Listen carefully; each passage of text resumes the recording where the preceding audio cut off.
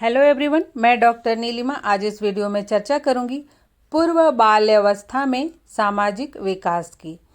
इससे पहले अगर आप कोर्स 2, 3 और 5 के वीडियो के नोट्स चाहते हैं तो इसके कंप्लीट वीडियो मैंने बना दिए हैं और उसके लिंक डिस्क्रिप्शन बॉक्स में आपको मिल जाएंगे। और यदि आप बीएड के सिलेबस का हिंदी ट्रांसलेशन चाहते हैं या फिर उसके और भी नोट्स के वीडियो चाहते हैं जैसे माइक्रो टीचिंग और स्किल्स वगैरह या फिर कुछ मेथड्स के, तो आप प्लेलिस्ट में लिंक दिया हुआ है, उसका आप देख सकते हैं जाके। और यदि आप मेरे चैनल पर नए हैं तो इसे सब्सक्राइब कर सकते हैं जिससे आपको मेरे आने वाले वीडियो के नोटिफिकेशंस मिल सके। तो आइए शुरुआत करते हैं। पूर्व बाल्यावस्था में सामाजिक विकास। रॉस ने इस अवस्था की जो अवधि है उसे 3 से 6 वर्ष कहा है और कुछ मनोवैज्ञानिकों ने इसे 2 से 5 वर्ष भी कहा है। तो इस उम्र में जो बालक है वो घर के बाहर के लोगों के संपर्क में आते हैं। जैसे बच्चा जब 1-1.5 साल का हो जाता है तभी वह आस पड़ोस के लोगों से मिलना जुलना प्रारंभ कर देता है, किंतु जब 2.5 वर्ष का होता है तो अधिकतर बालकों का एडमिशन प्ले स्कूल में करवा दिया जाता है, जिससे वह बाहर के बच्चों से भी मिलता जुलता है, बाहर के लोगों से मिलता है। वे खेलों के माध्यम से सामाजिक संपर्क बढ़ाते हैं, अन्य बालकों के साथ समायोजन करने की कोशिश करते हैं। इसी अवस्था में बालकों में मूल सामाजिक मनोवृत्ति तथा सामाजिक व्यवहार का पैटर्न विकसित होता है।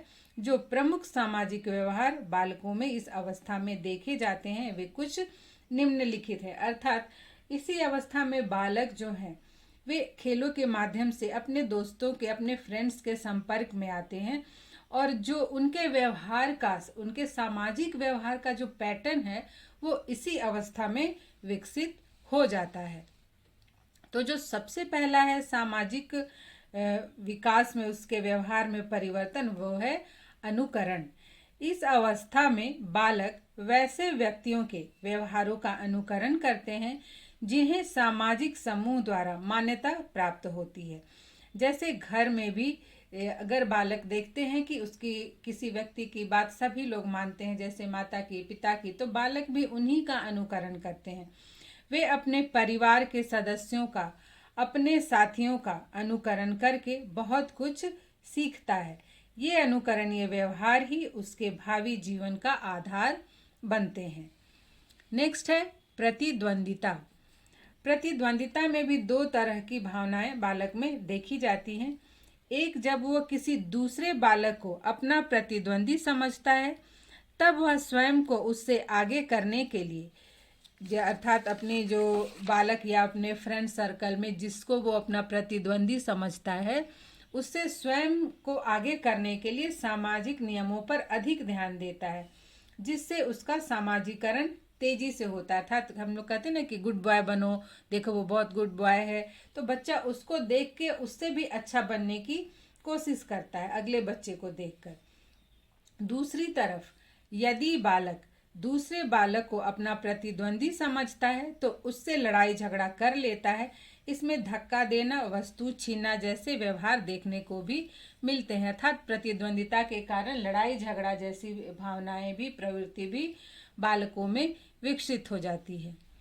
नेक्स्ट है सामाजिक अनुमोदन की इच्छा।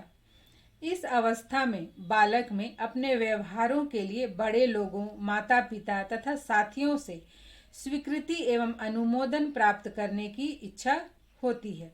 इसके लिए वे जो बालक होते हैं वे उनकी अपेक्षाओं को पूरा करने की कोशिश करते हैं। अर्थात बड़े लोगों की अपेक्षाओं को, माता पिता की अपेक्षाओं को, साथियों की अपेक्षाओं को उनके अनुसार अपने व्यवहारों को परिवर्तित करने का या फिर उनके अनुसार कार्य करने का प्रयास करते हैं, जिससे कि ये लोग उसकी प्रशंसा करें, बालक की प्रशंसा करें, उसके कार्यों का अनुमोदन करें, उसके कार्यों को स्वीकृति दे और बालक को जो भी कार्य दिया जाता है उसे पूरा करने की वे भरपूर कोशिश करते हैं।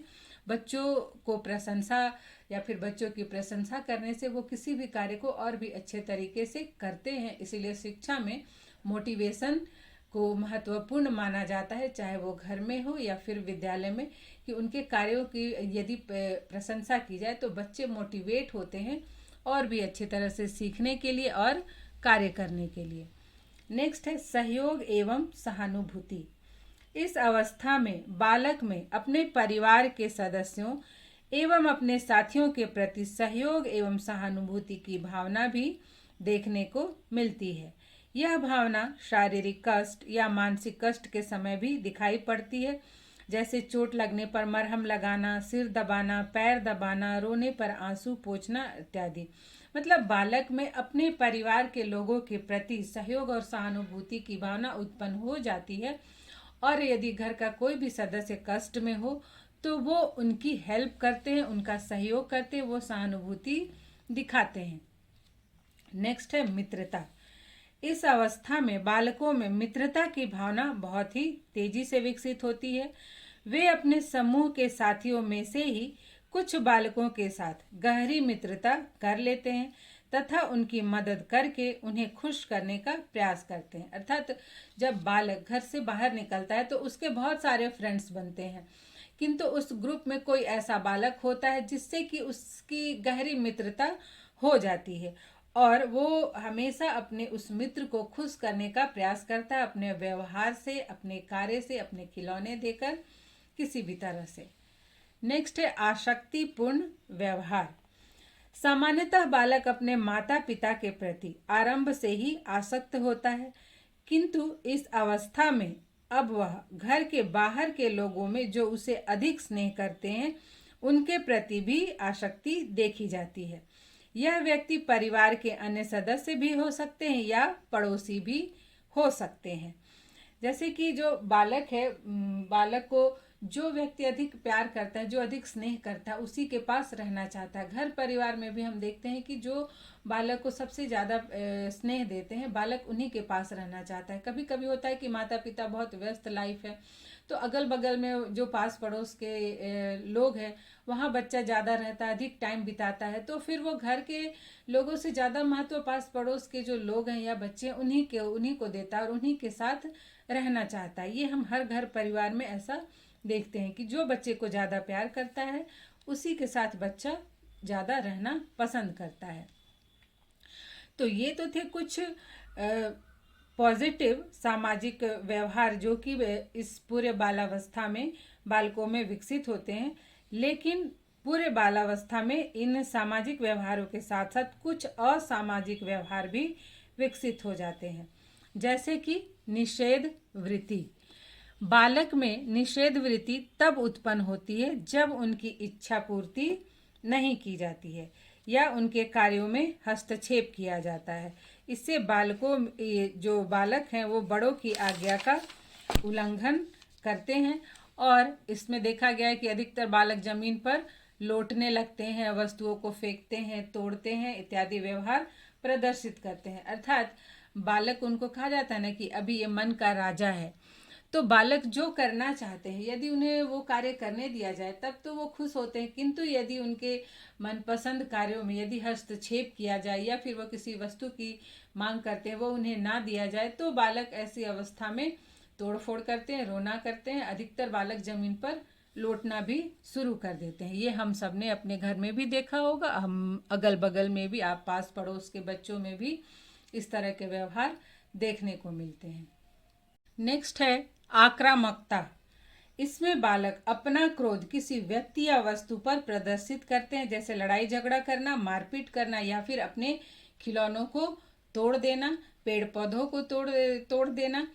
जैसे कि बच्चे की इच्छा यदि पूरी नहीं होती है और उसे गुस्सा आता है तो वो गुस्सा बड़ों पर तो निकाल नहीं सकता, हालांकि कुछ बच्चे बड़ों पर भी हाथ उठाते हैं, किंतु यदि बच्चे बड़ों पर हाथ नहीं उठा पाए, बड़ों पर अपना गुस्सा नहीं निकाल पाते हैं, तब वे अपने गुस्से को प्रदर्शित करने के लिए अपने भाई बहनों से लड़ाई झगड़ा करते हैं या फिर मारपीट करते हैं या फिर अपने दोस्तों से लड़ाई झगड़ा करते हैं या फिर बच्चे घर में अपने खिलौनों को तोड़ देते हैं, सामान इधर उधर फेंक देते हैं।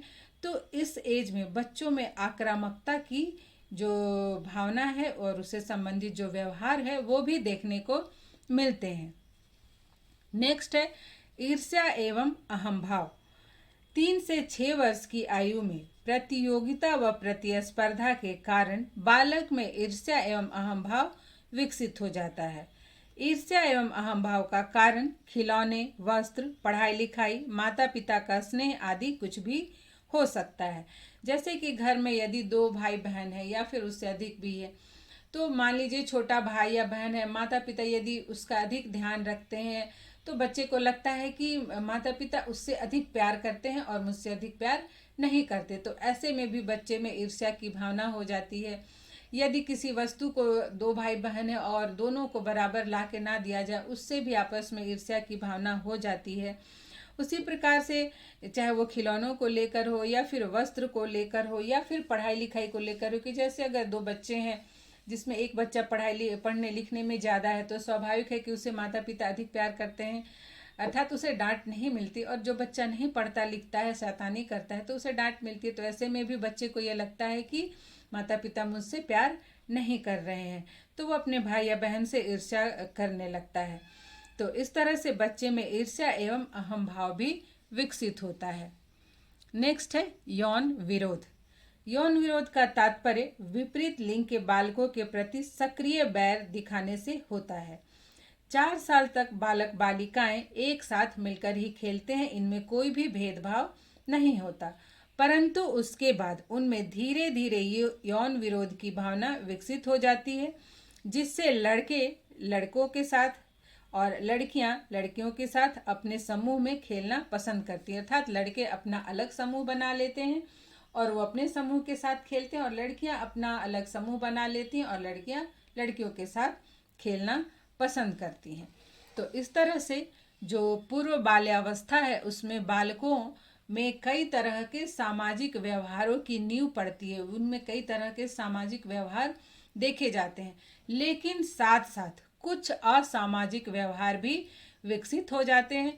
तो आवश्यकता इस बात की है कि शिक्षक शिक्षा के दौरान बालकों के इस व्यवहार को समझे, उस व्यवहार के कारण को समझे और तब जो उसका उचित उपाय हो, उचित निदान हो, उसे करने का प्रयास करे। यदि बालक का जो असामाजिक व्यवहार है उसके पारिवारिक वातावरण के कारण है, तो ऐसे में बालक के अभिभावक से भी संपर्क करके बालक के इस तरह के व्यवहार के कारण को जानने का प्रयास करना चाहिए और समय रहते ही बालक के इस व्यवहार को सही दिशा में मोड़ा जा सकता है, जिससे कि उसके व्यक्तित्व में जो किसी तरह का दोष उत्पन्न ना हो और बच्चे का सामाजिकरण अच्छे से हो सके। तो आज यहीं तक।